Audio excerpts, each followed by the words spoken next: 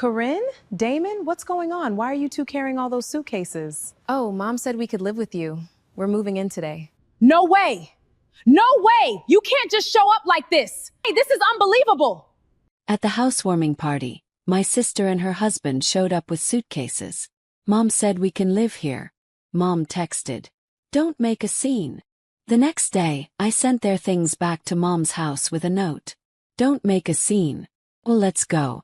My name is Lydia. I'm 34 and I've been working as a product manager at a large IT company for several years now.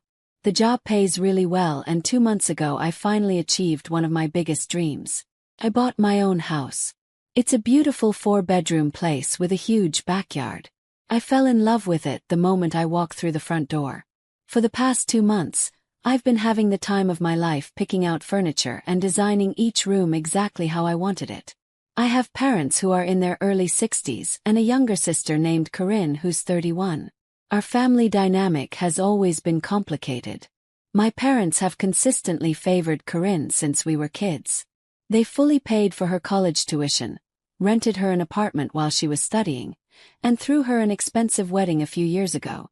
Meanwhile, I started working when I was 16 and saved every penny I earned to pay for my own education. I was good with computers, so I built up a little side business fixing them and helping people with tech problems. Even back then, I knew I'd have to pay for my own college because my parents wouldn't help with that kind of expense. That's why when college time came, I was shocked when my parents gave me $28,000 toward tuition. It covered part of the costs and my scholarship covered the rest. After graduating from a school in another state, I moved back home briefly, then got my current job and rented an apartment. I lived there for years, saving up every month for this house. Even now, my parents still give Corinne money to help with her rent because she and her husband apparently can't manage on their own. But I tried not to think about all that family drama. I was too excited about showing off my new place. Last week, I invited my family over to see the house for the first time. My parents knew I'd bought it, but they'd never actually been inside. When they arrived after work, I was so proud to give them the tour. My parents, Corinne, and her husband, Damien, walked through the front door, and I immediately noticed their expressions change. They looked around the living room, taking in the new furniture, the hardwood floors, the big windows. Corinne wandered off to explore the bedrooms while the rest of us stayed downstairs. When she came back, she had this weird look on her face. "You don't need all these rooms," she said bluntly. "You live alone." "Well, I won't always live alone," I replied. "Someday I'll get married, maybe have kids. And I've always dreamed of having a big, spacious house." I could see the envy written all over her face. It was obvious she wasn't happy about my success. Mom walked over and patted Corinne on the shoulder. "Don't worry, sweetie. Everything will work out fine." What was that supposed to mean? They left soon after, and I figured that was the end of it. I'd shown them my house. They'd seen how well I was doing. And now we could all move on. 2 weeks later, I decided to throw a proper housewarming party. I sent invitations to all my friends, colleagues, and relatives, including my parents and Corinne. The day of the party arrived, and guests started showing up around 6 p.m. My coworkers came, old college friends, neighbors. It was turning into a really fun evening. But my parents and Corinne were nowhere to be seen. Around 7 p.m. I got a text from Mom. "Dad and I aren't feeling well. My blood pressure is acting up. Sorry we can't make it." I was disappointed but not surprised. My parents had never been great at celebrating my achievements. The party was going really well when around 8 p.m. my front door opened and Corinne walked in with Damien. But here's the weird part. They were carrying suitcases. "Hey guys," I said, confused. "What's with the luggage?" Corinne smiled at me like nothing was unusual. "Mom said we could live with you. We're moving in. Where's the best bedroom? We'll need you to prepare it for us." I stared at her, speechless. "What are you talking about?" But Damien was already heading upstairs with their suitcases. I followed him, watching in horror as he walked straight into my master bedroom and started setting their bags down. "What do you think you're doing?" "Yes. Getting settled in," Corinne said, appearing behind me. She started opening suitcases and pulling out clothes. "You'll need to move your stuff out of here. This will be our room now." I was in complete shock. My guests downstairs were probably wondering where I disappeared to, but I couldn't process what was happening. "Corinne, you can't just move into my house without asking me first. Mom already cleared it with you." No, she absolutely did not. I went back downstairs trying to keep my composure in front of my guests. People kept asking if everything was okay, but I just smiled and said it was fine. I stepped outside and called my mother. The phone rang and rang, but she didn't pick up. 5 minutes later, I got a text message from her. "Just don't make a scene. Corinne deserves this house as much as you do. She'll live with you until they save up money for their own place." I read the message 3 times, unable to believe what I was seeing. My mother thought my sister deserved my house. The house I'd worked for years to afford. I was furious, but I had a house full of guests. I couldn't blow up right now. I went back inside, plastered a smile on my face, and continued hosting my party. Corinne and Damien had come back downstairs and were acting like nothing unusual had happened. They were chatting with my friends and relatives, telling everyone how excited they were to be living with me. The worst part was when people started complimenting the house and Corinne began taking credit for my decorating choices. "Oh yes, I told Lydia to buy those curtains," she said to my coworker. "And I picked out this sofa," she told my neighbor. I just stood there nodding and smiling while my sister claimed credit for all the work I'd put into making this place my dream home. But inside, I was already planning my next move. The next morning, I woke up early and found Corinne and Damien in my kitchen drinking coffee like they owned the place. "We need keys to the house," Corinne said without even saying good morning.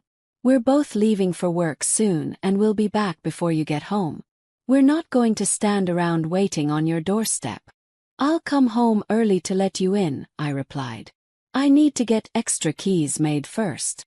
Corinne rolled her eyes but didn't push it further. They finished their coffee and left for work. As soon as their car pulled out of the driveway, I called my boss. "Hey, I have a family emergency I need to deal with today. Can I take a personal day?" "Of course, Lydia. Hope everything's okay." Everything was definitely not okay, but it was about to be. I immediately went upstairs to my master bedroom and started packing all of Corinne and Damien's belongings back into their suitcases. Every piece of clothing, every toiletry, everything they'd unpacked the night before went right back where it came from. Then I called a delivery service. "I need you to pick up some suitcases and deliver them to an address across town."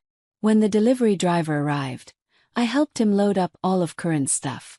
Before he left, I taped a note to one of the suitcases. The note read, "Just don't make a scene. I'm not going to let parasites live in my house. Let them stay with you." I figured my parents would get the message loud and clear. About an hour later, my phone started ringing non-stop. My parents were calling over and over, but I didn't answer. Then the text messages started flooding in. "Mom, how could you be so cruel and selfish? Dad, you kicked your sister out with nowhere to go. Mom, this is unacceptable behavior from a daughter." I ignored all of them. Then Corinne started calling. When I didn't answer her calls either, she switched to texting. "Corinne, what the hell is wrong with you? Where are our things? Corinne, we broke our lease agreement because Mom said we could live with you. Now we have nowhere to go. Corinne, you're destroying our lives over nothing." To that last message I finally responded. "You can stay with Mom and Dad until you find a new apartment." After sending that text, I blocked all their phone numbers. I was done with the drama and manipulation. For 2 weeks, my life was blissfully quiet. No unexpected house guests, no entitled family members taking over my space, no one claiming credit for my hard work. I could actually enjoy the house I'd worked so hard to buy. Then I got an email that made my blood run cold. It was from a lawyer I'd never heard of representing my parents. The email said my parents were planning to sue me. They wanted me to either let Corinne move back into my house or they would take me to court and demand I pay them back the $28,000 they'd spent on my college education. I stared at the email in disbelief. Were my parents seriously threatening to sue their own daughter for not letting my sister freeload in my house? I didn't know if they actually had any legal grounds to demand that money back. So I decided to call my Aunt Lorraine. She's my dad's sister and has always been aware of the family's financial situations. Aunt Lorraine, I need to ask you something about the money my parents gave me for college. What about it, honey? Do you know where that money actually came from? There was a pause. You don't know, Lydia. That money came from your grandmother's inheritance, not your parents. I felt like I'd been punched in the stomach. What do you mean? When your grandmother died the year before you graduated high school, she left her savings to your parents, but she specifically asked them to use half for your education and half for Corinne's education. Are you serious? Completely serious. Your parents didn't spend their own money on your college. They spent your grandmother's inheritance money that was designated for you anyway. Do you have any proof of this? Actually, yes. Your father sent me a copy of your grandmother's will years ago. I can email it to you right now. 20 minutes later, I had a copy of my grandmother's will in my inbox. It clearly stated that her savings should be split equally between her two granddaughters' education funds. I immediately made an appointment with a lawyer to discuss my parents' threats. The lawyer reviewed all the documents and laughed when I explained the situation. Your parents have absolutely no grounds to sue you, he said. First of all, the money they gave you was actually your inheritance anyway. Second, even if it wasn't, educational gifts from parents to children aren't loans that can be recalled. And third, they certainly can't force you to house your sister. So, I don't have to worry about this. Not at all. Let me draft a response letter explaining why their demands have no legal merit.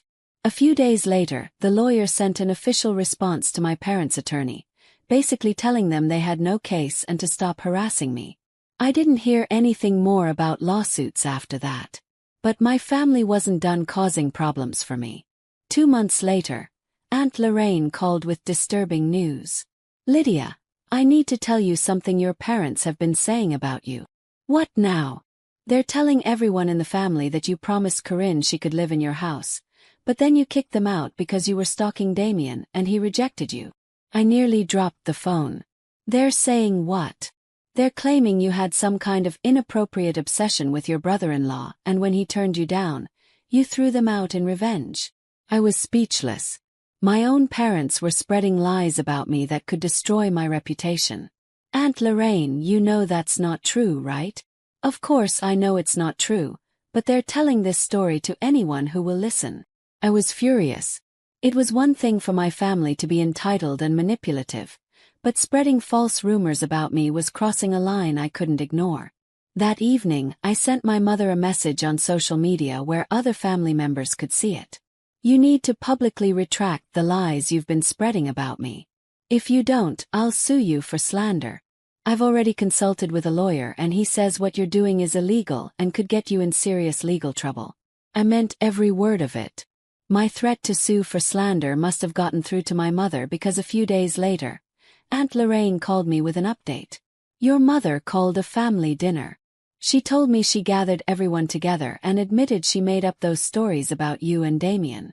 She said she'd overreacted and invented the whole thing to get revenge on you for kicking Corinne out. I was relieved but also disgusted. What did everyone else say? They were shocked. Nobody could believe she would spread such awful lies about her own daughter. Most of the family has stopped talking to your parents entirely. It was satisfying to know that my parents' lies had backfired on them, but I was also sad that it had come to this. I'd never wanted to be estranged from my family. I just wanted them to respect my boundaries and stop treating me like a doormat. The next few months were the most peaceful I'd had in years. No family drama, no entitled relatives trying to move into my house, no lies being spread about me. I could finally focus on my job and enjoy the home I'd worked so hard for. My work performance improved dramatically without all the family stress. I got a promotion to senior product manager and a significant raise. I used some of the extra money to landscape my backyard and install a hot tub. I also started dating someone new. His name was Marcellus and he was a software engineer at a different company.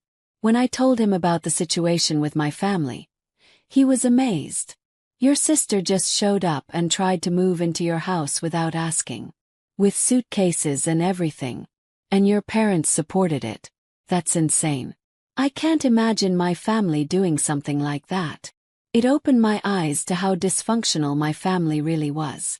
Marcellus and I had been dating for about 6 months when I decided to host another party, this time for my birthday.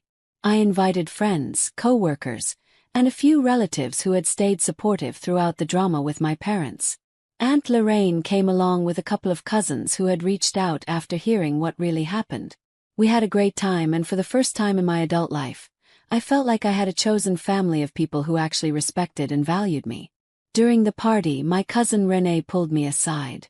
"Lydia, I need to tell you something about Corinne and Damien. They're struggling financially.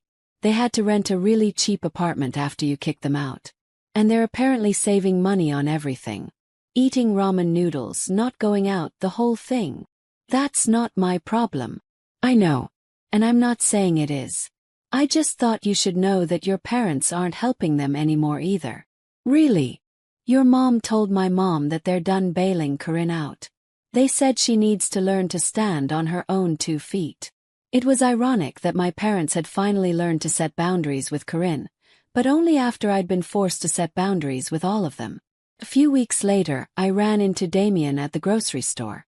It was awkward, but he actually apologized. "Lydia, I want you to know that moving into your house wasn't my idea.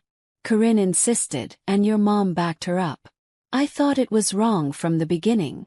"Then why didn't you say something?" "Because Corinne would have made my life hell. She was convinced you owed her that house since your parents had always favored you less." "That's not how life works, Damien. I know that now. We're doing okay on our own, by the way. It's been hard, but we're managing." I was glad to hear they were figuring things out without trying to mooch off other people. Around the 1-year anniversary of buying my house, I decided to throw another housewarming party. This time it was just for me, celebrating how far I'd come and the life I'd built for myself. Marcellus helped me plan it, and we invited about 30 people. My house was full of laughter, good food, and people who genuinely cared about me. As I looked around at my friends and chosen family, I realized how much happier I was without the constant drama and manipulation from my parents and sister. I'd lost some family relationships, but I'd gained peace of mind and self-respect. I'd also learned an important lesson about boundaries.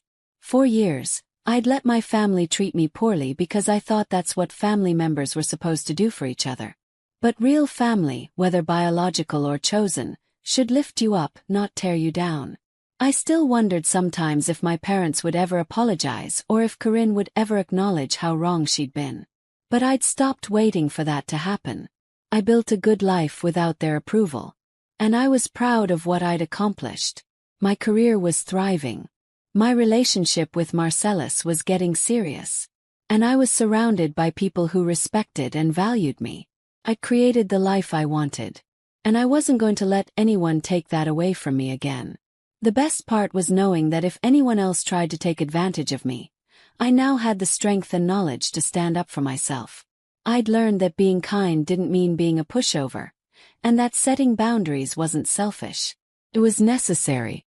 2 years had passed since the whole situation with my family exploded, and my life had completely transformed.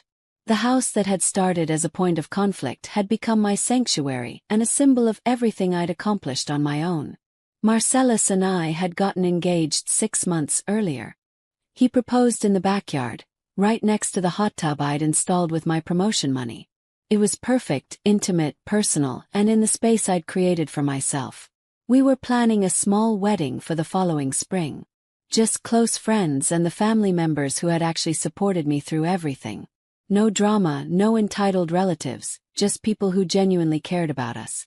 My career had continued to flourish. I'd been promoted again to Director of Product Development, and I was now managing a team of 12 people. The skills I'd learned from setting boundaries with my family had actually made me a better leader at work. I was direct, fair, and didn't let people take advantage of me. About once a month, Aunt Lorraine would give me updates about my parents and Corinne. The news was usually pretty predictable. Your parents are still angry about being cut off from most of the family, she told me during our last conversation. They keep asking relatives to talk to you about reconciling. What do you tell them? That you're thriving without their drama and maybe they should consider apologizing instead of making demands. And Corinne. She and Damien are still renting that small apartment. They seem to be doing okay financially now, but I heard through the grapevine that she's bitter about not getting to live in your house. It was almost funny how Corinne was still upset about not getting something that was never hers to begin with. Some people never learned. Last month, I'd gotten an unexpected phone call from Damien. Lydia, I know this is weird, but I wanted to reach out about something. What's going on, Damien? Corinne and I are getting divorced. I was surprised but not shocked. Their relationship had always seemed built more on convenience than genuine compatibility. I'm sorry to hear that. The thing is, during our separation talks, a lot came out about what happened with your house. Corinne admitted she'd been planning to stay there permanently, not just until we saved money. What do you mean? Yes. She never intended to move out. She thought if you let her stay for a few months, she could establish residency and make it really hard for you to kick her out. I felt sick hearing this. She planned all that. Yeah. And your mom was in on the whole plan, Damien admitted. I feel terrible about going along with it. I should have stopped her, but I was too much of a coward. You deserved better from your family. After we hung up, I sat in my living room thinking about how differently things could have gone. If I hadn't taken that day off work to pack their stuff, if I hadn't stood my ground, they might have succeeded in taking over my home. A few weeks later, I got a letter in the mail that I almost threw away without reading. It was from my mother. The letter was 3 pages long, and it started with what sounded like an apology. She said she'd been wrong to support Corinne's plan, wrong to spread lies about me, and wrong to threaten me with a lawsuit. But by the second page, it became clear this wasn't really an apology. She was asking me to forgive and forget so we could be a family again. She mentioned that she and my father were getting older and wanted to have a relationship with me before it was too late. The third page was the kicker. She casually mentioned that they'd been struggling financially since they stopped getting help from relatives who were angry about the lies they'd spread. She suggested that maybe I could help them out occasionally since I was doing so well. I read the letter twice, then put it in my paper shredder. Some people never changed. Even when trying to apologize, my mother couldn't resist trying to manipulate me and ask for money. That evening, Marcellus found me in the backyard relaxing in the hot tub and looking at the stars. Everything okay? You seem thoughtful tonight. My mother sent me a letter. Sort of an apology, sort of a guilt trip, sort of a request for money. Are you considering responding? Not for a second. I've learned that some relationships are too toxic to salvage, even family ones. Do you ever regret cutting them off? Marcellus asked. I thought about it seriously before answering. No. My life is so much better without their constant drama and manipulation. I'm happier, more successful, and surrounded by people who actually care about me. Like me. Especially like you. The next month we had our engagement party at the house. About 50 people came, including several relatives who had distanced themselves from my parents after learning the truth about what happened. My cousin Renee made a toast that brought tears to my eyes. To Lydia, who taught us all that family isn't just about blood relations. It's about the people who support your dreams, respect your boundaries, and celebrate your successes. You've built something beautiful here, and we're all proud to be part of your chosen family. Looking around at the faces of people who genuinely cared about me, I realized I'd gained far more than I'd lost. Yes, I'd had to cut ties with my parents and sister, but I'd also learned to value myself and surround myself with people who appreciated me. The house remained my favorite place in the world. Every room reflected my personality and choices. The backyard was perfect for entertaining friends who actually wanted to be there. And most importantly, it was mine, earned through my own hard work and protected by my own strength. I'd learned that setting boundaries wasn't mean or selfish. It was necessary for self-respect and mental health. I'd also learned that some people would always see kindness as weakness and independence as selfishness. Those people didn't deserve space in my life. As I planned my wedding and looked toward the future, I felt grateful for every difficult lesson I'd learned. My family's attempt to take advantage of me had ultimately made me stronger and more confident. I was building a life based on mutual respect, genuine love, and earned success. And nobody, family or otherwise, was ever going to take that away from me again. 2 years had passed since the drama began, and my life had completely transformed. The house that had once been a battleground had become my sanctuary. Marcellus and I were planning our spring wedding, small and intimate, surrounded only by people who had supported me through everything. My career was thriving. I'd been promoted again, now leading a strong team of 12 as director of product development. I found myself using the same lessons I had learned with my family at work, being clear, firm, and fair while never letting anyone take advantage of me. About once a month, Aunt Lorraine still updated me about my parents and Corinne. "Your parents are still trying to get relatives to convince you to reconcile," she said during one call. "What do you tell them? That you're thriving without their drama, and if they want to fix things, they should start with a real apology instead of demands." And Corinne. She and Damien are still in that small apartment, but now that the divorce is going through, she's more bitter than ever. It was almost funny how Corinne was still upset about not getting something that was never hers to begin with. Some people never learn. Few weeks later, Damien himself called me. "Lydia, I just wanted to tell you the truth. Corinne admitted she never intended to move out of your house. She was going to stay until she could claim rights as a resident. Your mom supported her the whole way." I thanked him for being honest, but it only confirmed what I had already suspected, that I'd narrowly avoided losing everything I had worked for. Not long after, another letter came from my mother. It was framed as an apology but quickly turned into a request for money, claiming she and Dad were struggling. I shredded it without a second thought. That evening, sitting in the backyard hot tub with Marcellus, I looked up at the stars and smiled. "No regrets," I told him. "My life is better without their chaos." And it was true. My chosen family surrounded me. My career was thriving. My relationship was filled with love and respect. And most importantly, I had learned to protect myself. The house stood as a reminder that I had built my own future, and no one was ever going to take it from me again. Hi, Mom. Everything is ready for Saturday. The party starts at 6 p.m., and I'll be there early to make sure everything is set up. Actually, Fallon, there's been a change. What happened? You're not invited to the party. That's not funny.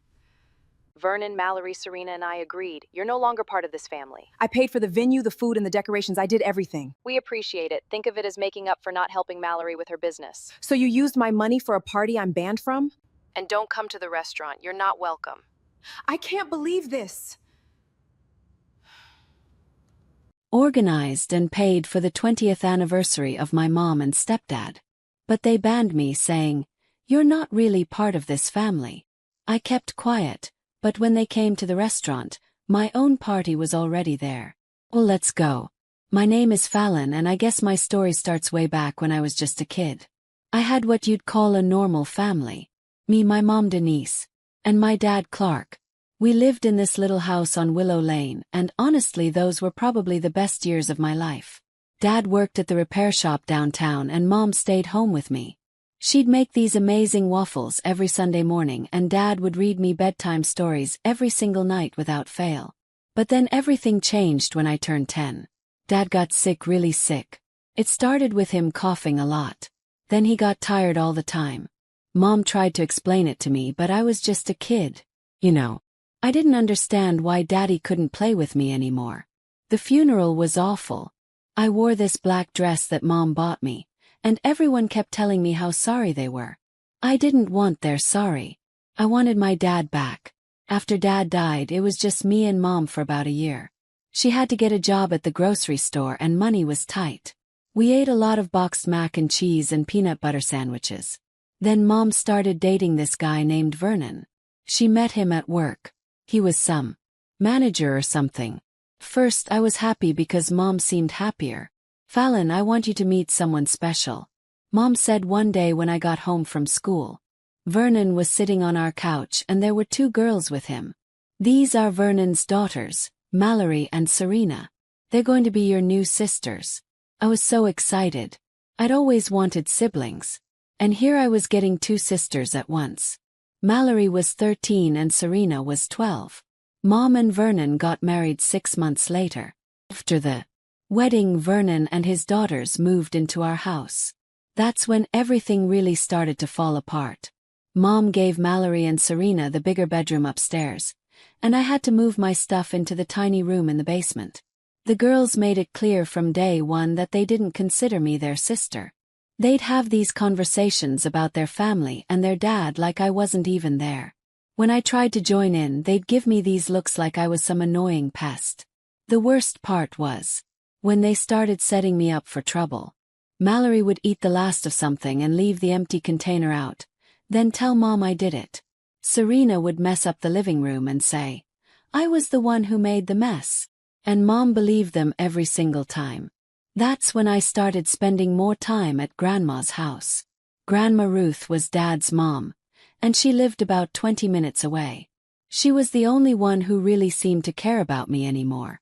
I go there after school, do my homework at her kitchen table, and Mom would pick me up in the evening after work. On weekends, Mom would drop me off there too while she went shopping with Vernon and his daughters. This went on for years. While Mom bought Mallory and Serena expensive clothes and gadgets during their shopping trips, I got the cheapest stuff from discount stores. They got name brand everything. I got generic. They got new phones. I got hand-me-downs, but I had Grandma and that made it bearable. Everything came to a head when I turned 18 and graduated high school. Mallory and Serena were already in college by then, and I just assumed Mom and Vernon would pay for my education too. I applied to several colleges and got accepted, but tuition was expensive. I was so excited when I sat down with Mom and Vernon to talk about college plans. I had all my acceptance letters spread out on the kitchen table. So, I got into Northview University and also Preston College, I said, barely able to contain my excitement. The programs look amazing. And I think I could really. Fallon, Vernon interrupted. We need to talk. Mom looked uncomfortable, fidgeting with her coffee cup. Honey, we've been discussing this and we're not going to be able to help with college. I felt like I'd been slapped. What do you mean? We spent all our college money on Mallory and Serena. Vernon said matter-of-factly. They're our priority. But I'm family too, said my voice getting shaky. I'm your daughter. Mom finally looked at me. Fallon, you need to be realistic. Maybe college isn't for you. You should think about getting a job, finding your own place. We can't support you anymore. I tried to argue, tried to make them understand how unfair this was, but Mom just shook her head. I'm sorry, Fallon. This is just how it has to be. That's when it hit me. I was being thrown away like garbage. I packed up my stuff that same day and went to Grandma's house. When I told her what happened, she got this look on her face I'd never seen before. Pure anger. Those people, she said, shaking her head. Don't you worry about college, sweetheart. I've been saving money for years, and it's all yours. Grandma had enough to cover my tuition and living expenses. I enrolled at a college in another state, far away from all the drama. I didn't tell Mom where I was going or what I was doing. She didn't call to ask either. For the next 4 years, I threw myself into my studies. I talked to Grandma on the phone every week and visited her during breaks, but I never once went back to Mom's house. Mom never reached out, never asked how I was doing, never seemed to care that I'd basically disappeared from her life. After graduating college, I decided to move back to my hometown. I landed a job at Hawthorne Investment Group, one of the biggest financial firms in the city. The pay was good, really good actually, and I found myself a nice apartment downtown. The work was challenging, but I loved it. Numbers made sense to me in a way that people never did.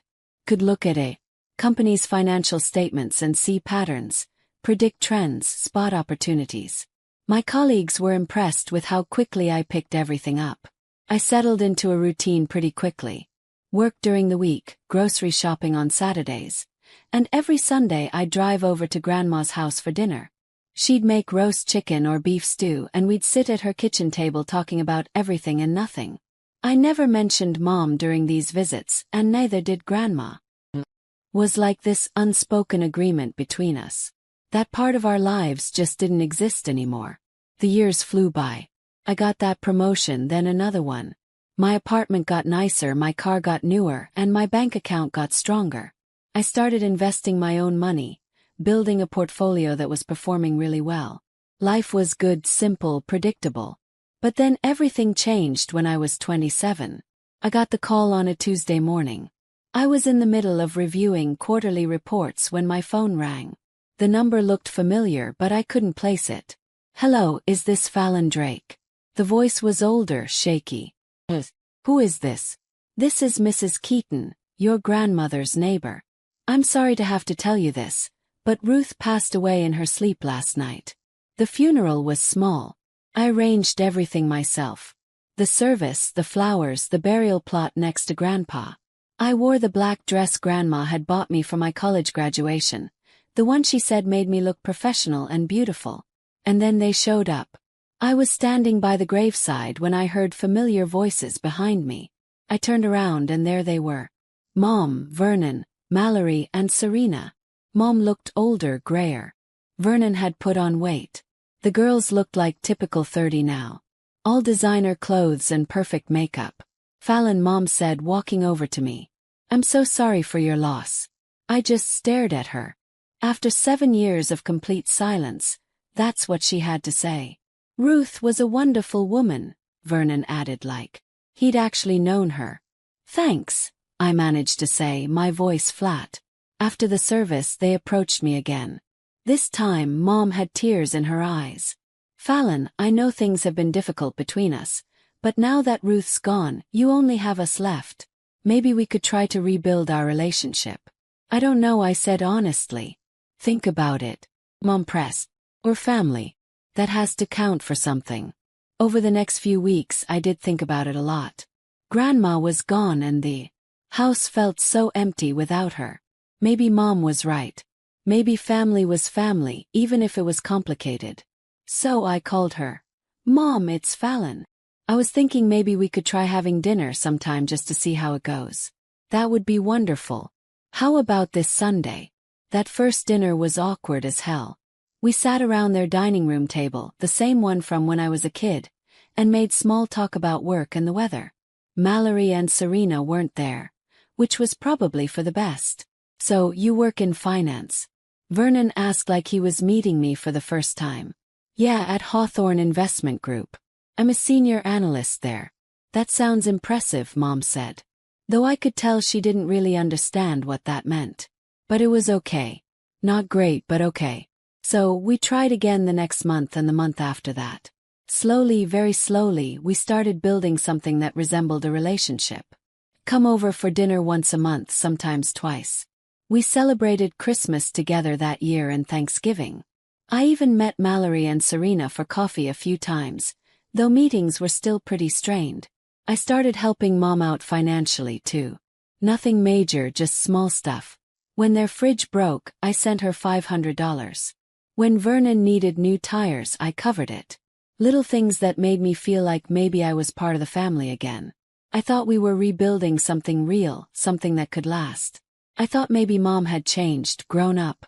Realized what she'd lost when she chose Vernon's daughters over me. The investment portfolio I'd built was doing incredibly well. The house Grandma left me was in a great neighborhood and had gone up in value.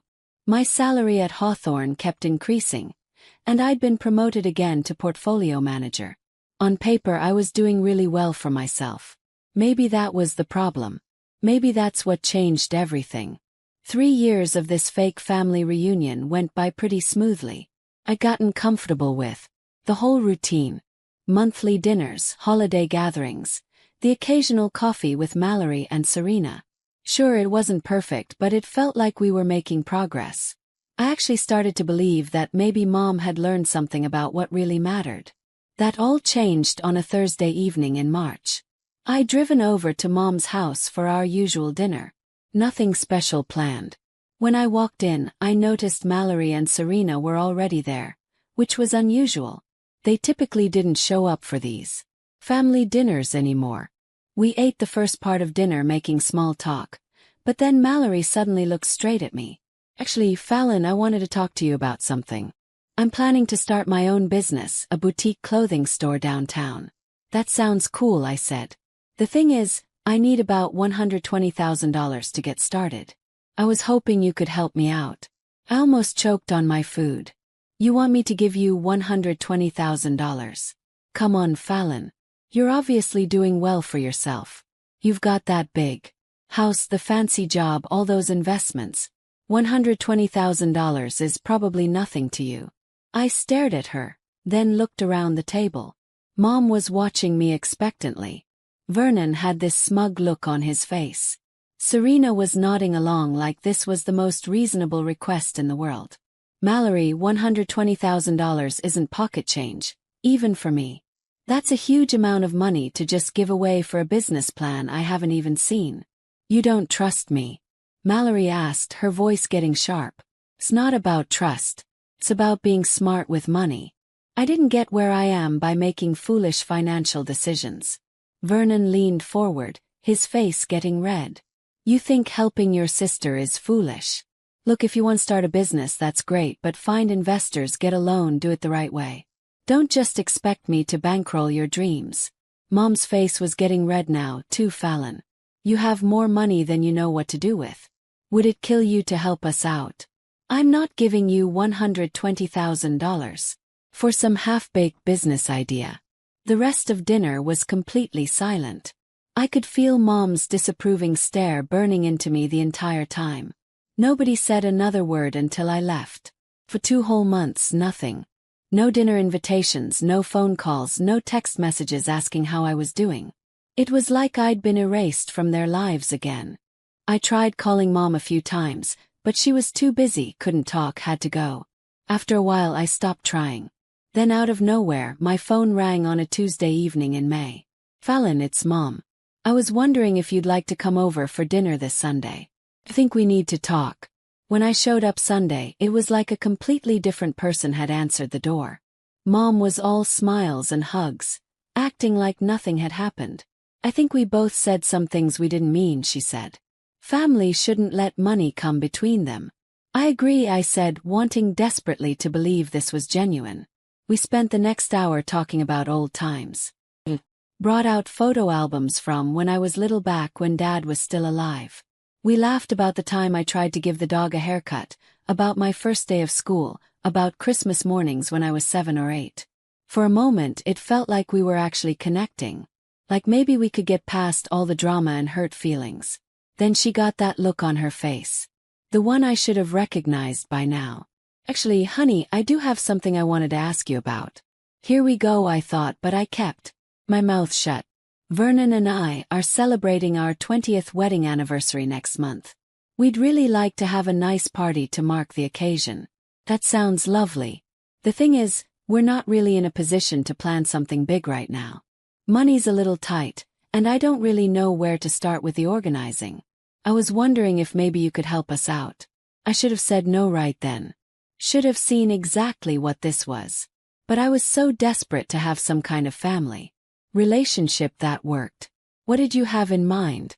Oh, nothing too fancy. Maybe 30 people or so. Just family and close friends. Somewhere nice but not too expensive. I could help with the planning, I said carefully. And maybe you could help with the costs too. I know it's a lot to ask, but you're so good with money, and we just can't afford to do this, right? There it was. Another request for money. But this time it felt different, smaller. And after 2 months of being shut out, I just wanted back in. Okay, I said. Can handle it. Mom's face lit up like Christmas morning. Really? Oh, Fallon, thank you so much. This means the world to us. So, for the next month, I threw myself into planning their anniversary party. I found a perfect little restaurant downtown that could accommodate 30 people. I paid for the deposit, the decorations, even hired a DJ. I called Mom every few days with updates. The flowers are all set, I'd tell her. And the DJ has a great playlist of music from the 80s. That sounds perfect, honey. You're doing such a wonderful job. 2 days before the party, I called her with the final details. Everything's ready to go. The party starts at 6 o'clock on Saturday.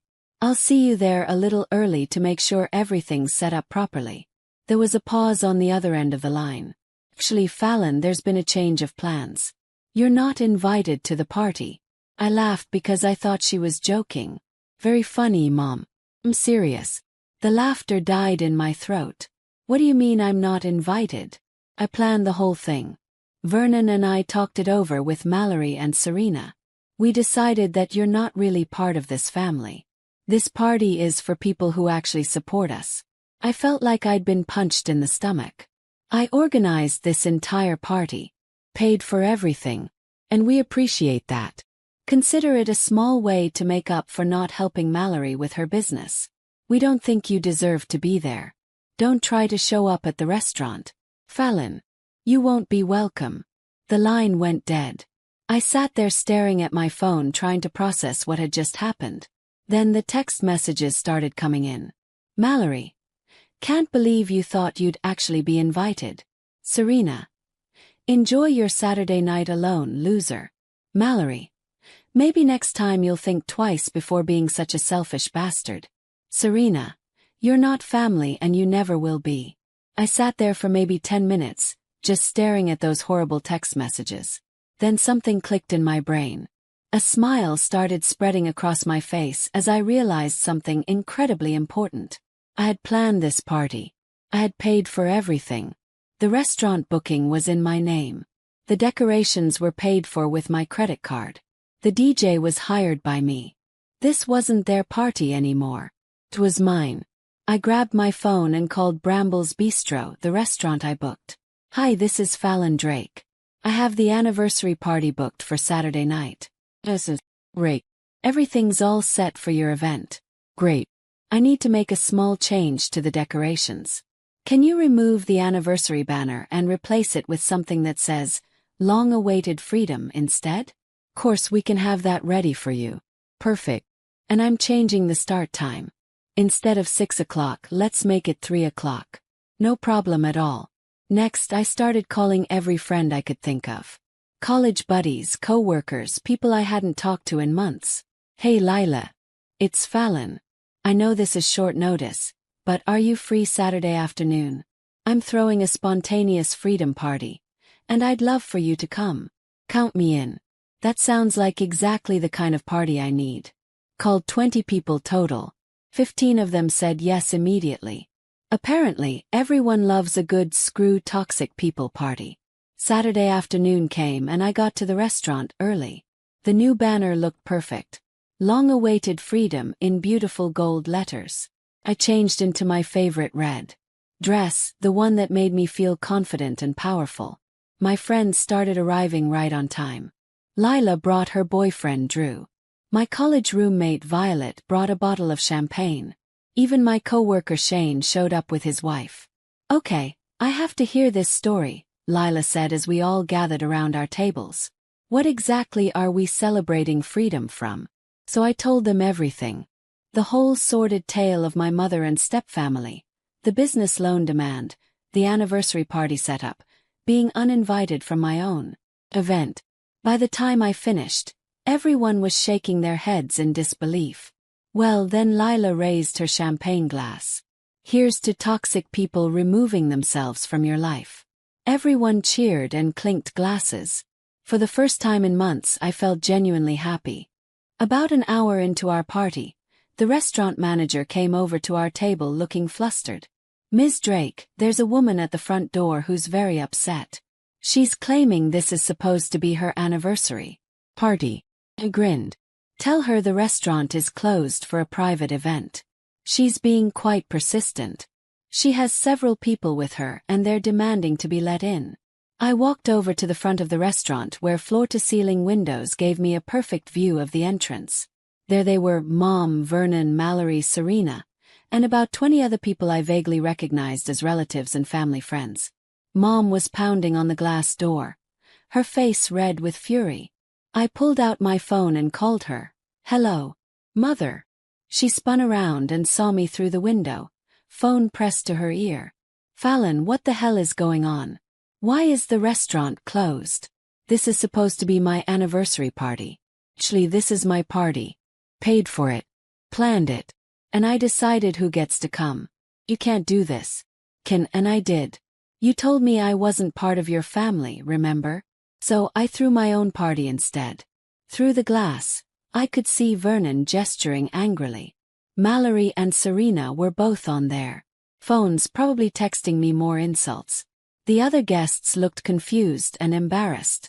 Fallon, this is insane. You've ruined everything. I didn't ruin anything. You did. When you decided to use me like an ATM and then throw me away. Open this door right now. No. Enjoy explaining to all your guests why there's no party. Maybe tell them how you invited your daughter to plan and pay for your anniversary celebration, then uninvited her because she wouldn't give your stepdaughter $120,000. Mom's face went white. I could see her looking back at the confused guests, realizing she'd have to explain this whole mess to them. You're a vindictive little bastard. She hissed into the phone. I'm someone who finally learned not to let people walk all over me. Goodbye, Mom. I hung up and went back to my friends who had been watching the whole drama unfold through the windows. We partied until 10 o'clock. My friends were amazing. They kept the mood light and fun, made terrible jokes about toxic families, and helped me celebrate what was honestly the best decision I'd made in years. When I got home that night, my phone was buzzing with messages. Not just from Mom and the stepsisters this time, but from relatives who'd been at the non-party too. Mom, you are dead to me. Don't ever contact me again. Mallory, you're a psychotic freak. No wonder Dad died to get away from you. Serena, hope you enjoyed your little tantrum because you'll never have a family again. Vernon, your mother is heartbroken. You should be ashamed of yourself. Aunt Judy, I don't understand what happened tonight, but your mother is very upset. Cousin Blake, heard about some drama at the party. Everything okay? I read through all of them, waiting to feel bad or guilty or sad. But you know what I felt instead? Relief. Pure overwhelming relief. I typed out one response and sent it to Mom, Vernon, Mallory, and Serena. You're right. I will never contact you again. Thanks for finally showing me who you really are. Then I blocked all their numbers. 3 days later I got an email from Mom. The subject line read, "Disowning notice." I almost deleted it without reading, but curiosity got the better of me. Fallon, after your disgraceful behavior at what was supposed to be our anniversary celebration, Vernon and I have decided to formally disown you. You are no longer our daughter, and we want nothing to do with you.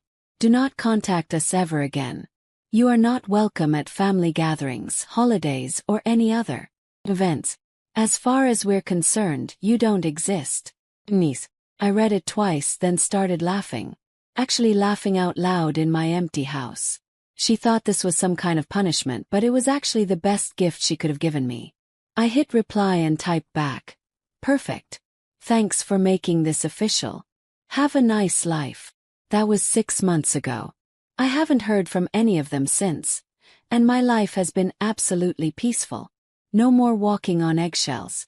No more fake family dinners. No more requests for money disguised as family bonding. I got promoted to senior portfolio manager at work. I've been dating a really great guy I met through Shane.